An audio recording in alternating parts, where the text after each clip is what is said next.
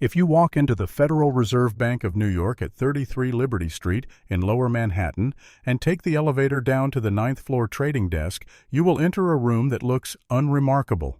Rows of computers, analysts staring at screens, the hum of air conditioning.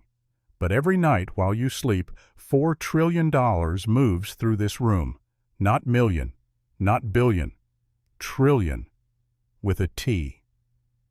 This is the repo market, the repurchase agreement market, and it is the most important financial system you have never heard of. Every bank in America, from J.P. Morgan to your local credit union, depends on it to survive the night. When it works, it is invisible. When it breaks, the entire financial system seizes up in hours. It broke on September 17, 2019. Repo rates spiked from 2% to 10% in a single morning. The Federal Reserve had to inject $75 billion in emergency cash before lunch to prevent a complete collapse. And you never heard about it. The repo market is not regulated by Congress. It is not taught in schools. Most bankers don't even fully understand it. But it is the engine room of global finance. It is the overnight lending system that allows banks to balance their books, fund their operations, and meet regulatory requirements.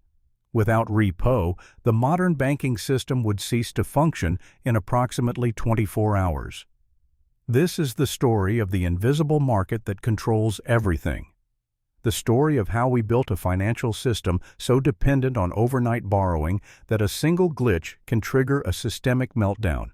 And the story of why, despite the 2019 crisis, almost nothing has been fixed. Welcome to the machinery of money. Population: the same handful of primary dealers who have been running this casino since 1918. The repo market didn't start as a secret conspiracy. It started as an elegant solution to a simple problem. In 1918, the Federal Reserve wanted a way for banks to borrow money from each other overnight to balance their books. At the end of every business day, some banks have too much cash sitting idle. Others need cash to meet reserve requirements or customer withdrawals. The solution was called a repurchase agreement, repo for short. Here's how it works. Bank A has $100 million in Treasury bonds but needs cash tonight. Bank A sells the Treasury bonds to Bank B for $100 million, with a promise to buy them back tomorrow for $100 million. Bank A gets the cash it needs. Bank B gets collateral, the Treasury bonds, and earns $10,000 in interest overnight. Tomorrow, Bank A buys back the bonds. Everyone is whole, and they do it again the next night. It's technically a sale and repurchase, but economically, it's a loan with collateral. The interest rate is the difference between the sale price and repurchase price. In the early days, repo was tiny, a few $1 million traded between banks in New York. It was boring. It was mechanical. It was perfect. But over the decades, something happened. The repo market didn't stay small. It metastasized. By the 1980s, repo volume hit $500 billion. By 2000, it was $2 trillion. By 2008, it peaked at $4.5 trillion. Today, it sits around $4 trillion daily. Why did it grow so explosively? Because the banking system discovered that repo was the perfect way to cheat the rules. Under traditional banking regulations, if a bank wants to lend money, it has to hold capital against that loan. Capital is expensive. It reduces profits. But repo isn't technically a loan. It's a sale and repurchase. So for decades, banks used repo to get around capital requirements. They could lend billions without having to set aside any equity cushion. Repo became the shadow banking system's best friend. It was leverage disguised as liquidity. The repo market is not an open exchange like the stock market. You can't just log into Robinhood and trade repo contracts. It is a closed system dominated by a tiny cartel of institutions called primary dealers. There are only 24 primary dealers in the United States. These are the banks and broker-dealers that have been hand-picked by the Federal Reserve to act as counterparties in its market operations. The list includes J.P. Morgan Chase, Goldman Sachs, Bank of America, Citigroup, BNP Paribas, Deutsche Bank. These 24 firms are the gatekeepers. If you want to borrow in the repo market, you go through them. If the Fed wants to inject cash into the system, it goes through them. They have a legal monopoly on the most critical funding market in the world. But here's the twist. The primary dealers are not just the middlemen, they are also the biggest users. Every night, these banks borrow hundreds of billions in the repo market to fund their own trading operations. They use repo to leverage their treasury bond holdings, 10x, 20x, sometimes 50x. It's a beautiful racket. They control the market, they profit from the market, and when the market breaks, the Federal Reserve bails them out because they are systemically important. But the primary dealers aren't the only players. The repo market has three main participants. 1. Cash lenders, repo lenders, money market funds, corporate treasuries, foreign central banks, pension funds. These institutions have cash and want a safe overnight return. They buy treasury bonds in repo deals, essentially lending cash to banks. 2. Cash borrowers, repo borrowers, investment banks, hedge funds, primary dealers. These institutions need cash to fund trading, meet regulatory requirements, or leverage their portfolios. They sell treasury bonds in repo deals, essentially borrowing cash. 3. The Federal Reserve. The Fed is both the referee and the emergency backstop. When repo rates spike or the system freezes, the Fed steps in as lender of last resort. This creates a fundamental moral hazard. The banks know that if repo breaks, the Fed will save them, so they take ever larger risks. Let's walk through a real repo transaction to understand why this system is both brilliant and terrifying. It's 3 p.m. on a Tuesday. Hedge fund Alpha has $500 million in U.S. Treasury bonds sitting in their account. They want to use those bonds to borrow cash so they can buy more bonds and amplify their returns. They call Goldman Sachs, a primary dealer. Hedge fund Alpha sells $500 million in Treasury bonds to Goldman Sachs for $500 million in cash. The repo rate is 2% annually, which equals 0.0055% daily. Tomorrow, Hedge fund Alpha must buy back the bonds for $527,500, the original $500 plus $27,500 in interest. Goldman Sachs holds the Treasury bonds as collateral. If Hedge fund Alpha defaults and can't repay the $500 tomorrow, Goldman keeps the bonds and sells them to recover the cash. Hedge fund Alpha repays $500, $275 million. Goldman returns the Treasury bonds. Both parties roll the trade over and do it again the next night. This happens 4,000 times per night across the system, totaling $4 trillion in daily volume. Now here's where it gets dangerous. Hedge fund Alpha doesn't just borrow $500 million once. They take that $500 million in cash and buy more Treasury bonds. Then they repo those new bonds to borrow another $500 million. Then they buy more bonds. Then repo again. This is called rehypothecation, using the same collateral over and over to borrow more money. A hedge fund can turn $100 million in Treasury bonds into $2 billion in total positions through repeated repo borrowing. That's 20x leverage. When bond prices are stable, this is a money-printing machine. But when bond prices fall, the spiral reverses. Let's say bond prices drop 5%. Suddenly, the collateral is worth less. Goldman Sachs demands more collateral, a margin call. Hedge fund Alpha must either post more bonds or sell positions. If they sell, bond prices fall further. This triggers more margin calls across the system. Everyone tries to sell at once. The market freezes. This is what happened in March 2020 during the COVID panic. The Treasury market, the most liquid market in the world, seized up because everyone was trying to sell at the same time and no one could get repo financing. The Federal Reserve had to buy $1 trillion in treasuries in 3 weeks to unfreeze the market. Here's the scariest part. Banks cannot survive without repo.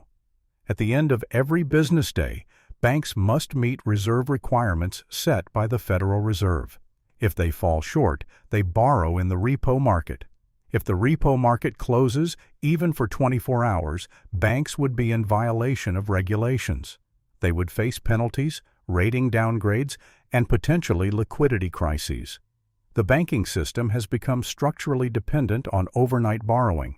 It's like a drug addict who needs a fix every single day just to function. On the morning of Tuesday, September 17, 2019, something unprecedented happened. The repo rate, which normally trades between 2 to 2.5%, spiked to 10%. In the span of 2 hours, the cost of overnight borrowing quintupled. Banks that needed to borrow $50 billion to meet reserve requirements were suddenly facing interest charges of $13.7 million for a single night instead of the usual $2.7 million panic spread through the trading floors. Hedge funds couldn't roll over their positions. Smaller banks couldn't fund their operations. The plumbing of global finance was clogging in real time. By 9:30 a.m., the Federal Reserve of New York made an emergency decision.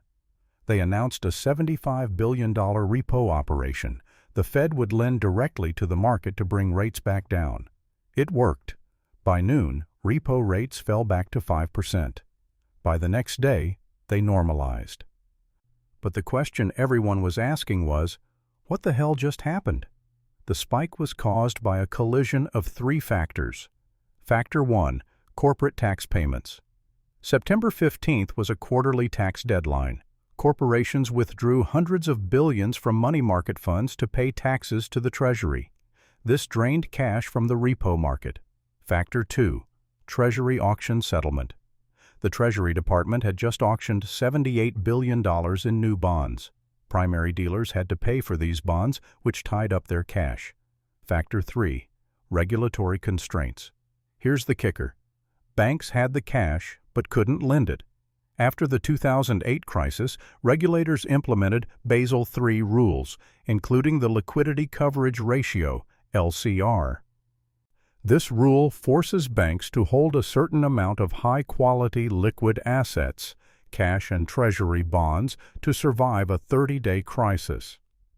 On September 17th, J.P. Morgan Chase had over $120 billion in cash sitting in its vaults. But CEO Jamie Dimon later testified to Congress that they couldn't lend it because doing so would drop their LCR below the regulatory minimum.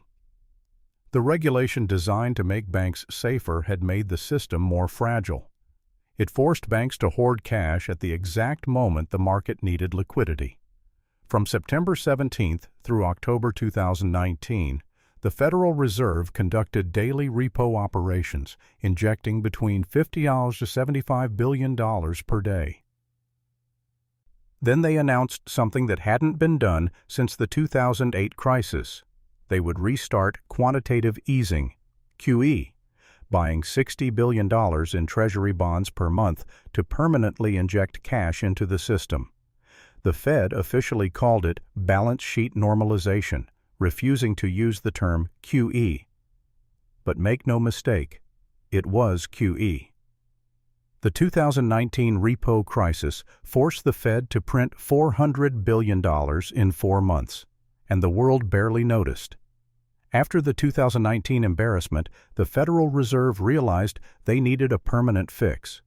In July 2021, they launched the Standing Repo Facility, SRF. The SRF is essentially a 24/7 ATM where banks and primary dealers can borrow cash from the Fed overnight by posting Treasury collateral. The rate is set slightly above the normal repo rate to discourage casual use. It's meant to be an emergency valve. The idea is that if repo rates spike again, banks can just go to the SRF instead of panicking. The problem?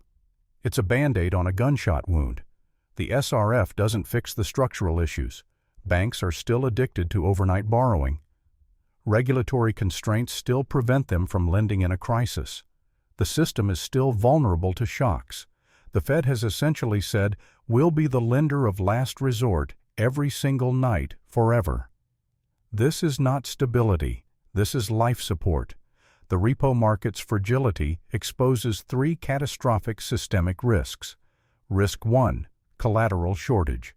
The repo market runs on U.S. Treasury bonds. They are the collateral that makes the whole system work. But there's a problem. The supply of safe collateral is shrinking relative to demand.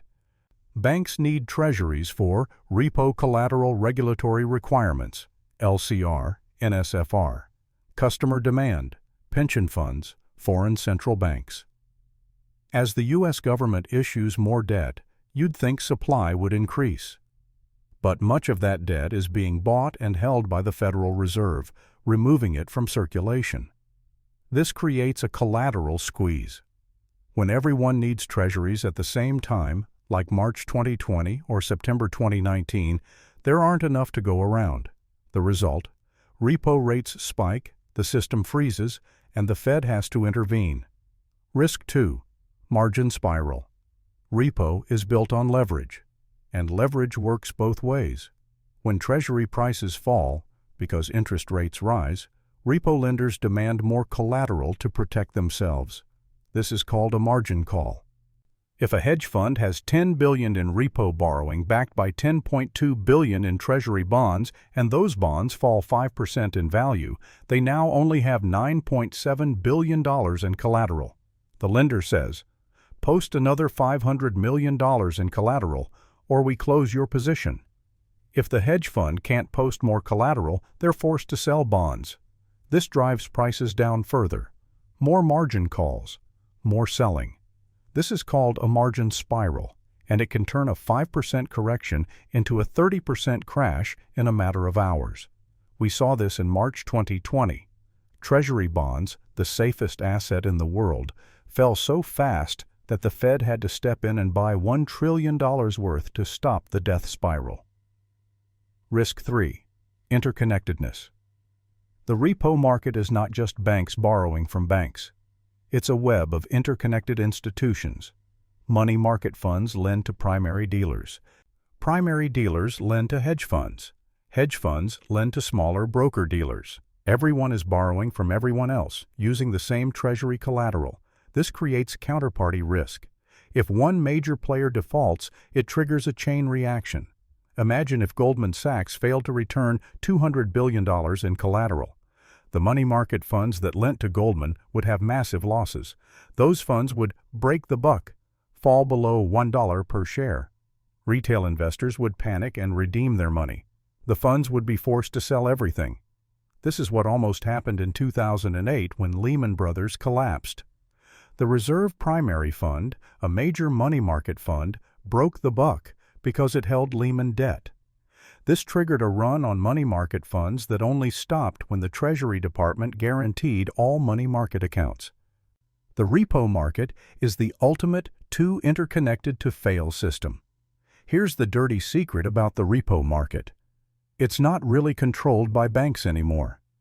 In the decade since 2008, traditional banks have retreated from repo. Regulatory constraints, Basel III, Dodd-Frank, stress tests, made repo lending too expensive and risky. The void was filled by shadow banks, hedge funds, Citadel, Millennium, Bridgewater. They are now the biggest repo borrowers. They use repo to lever up their treasury positions 20 to 30x. Money market funds, Fidelity, Vanguard, BlackRock. They manage $6 trillion and are the biggest repo lenders. They are desperate for safe overnight returns. Private equity.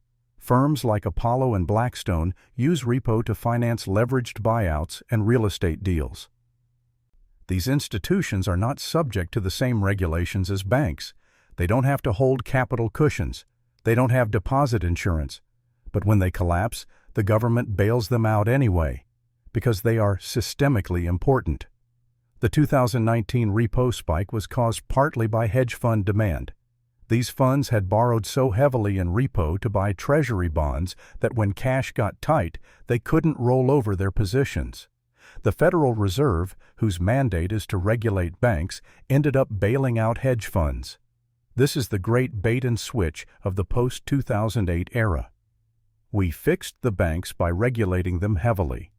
But all we did was push the risk into unregulated shadow banks that are now even more dangerous.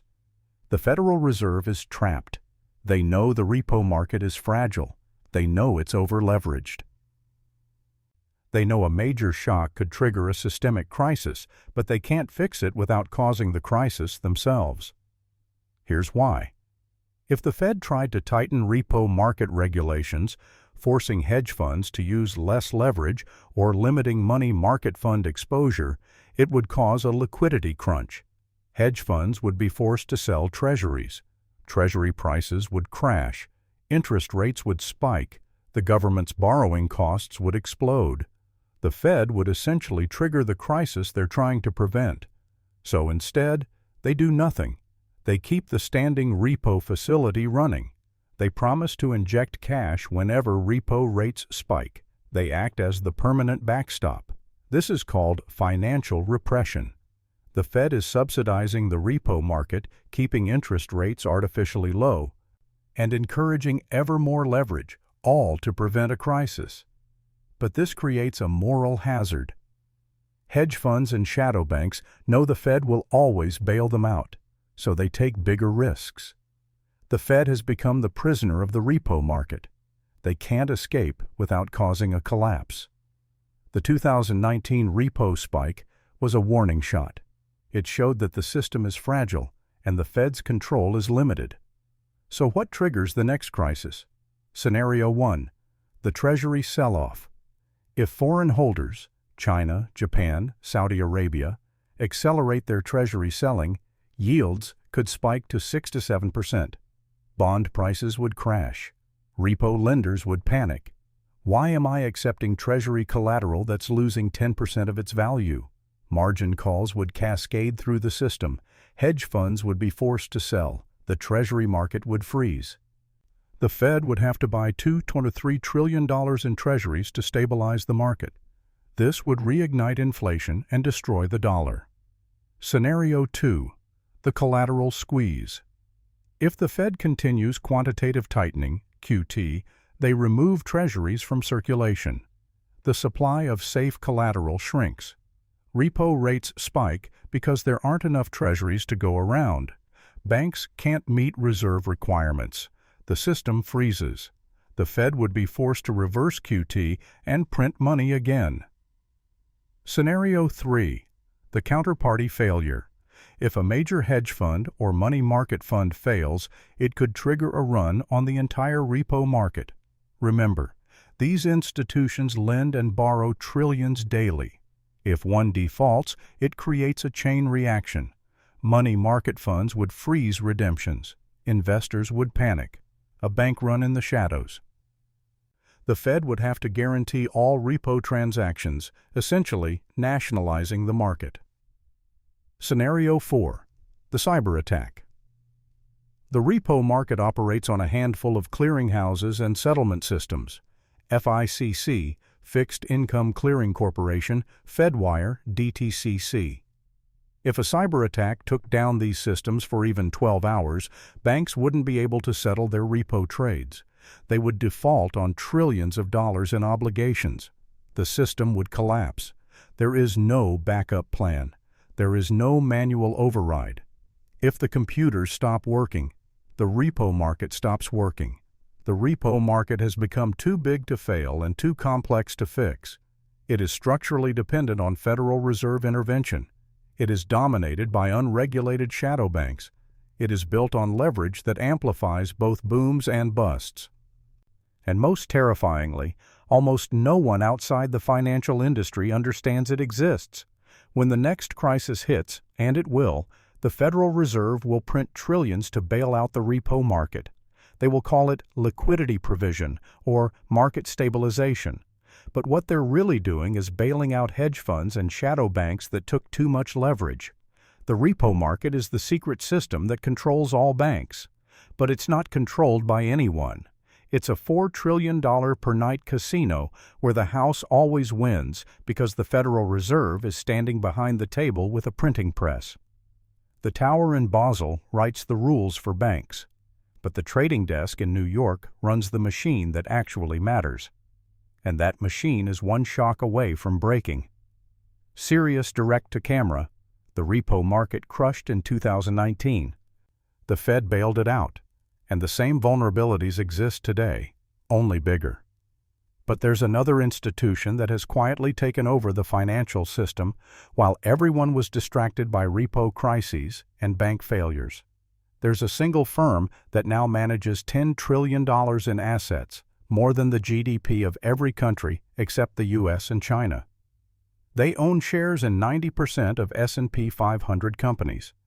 They have a computer system called Aladdin that makes 200 million calculations per week, determining what billions of investors buy and sell. I'm talking about BlackRock. In the next video, we're going inside the Aladdin system, the AI that secretly manages $20 trillion of the world's wealth. Is it the ultimate risk manager, or is it concentrating power in a way that makes the repo market look like child's play? You need to see this. Smash that like button to break the silence and subscribe so you don't miss the BlackRock investigation.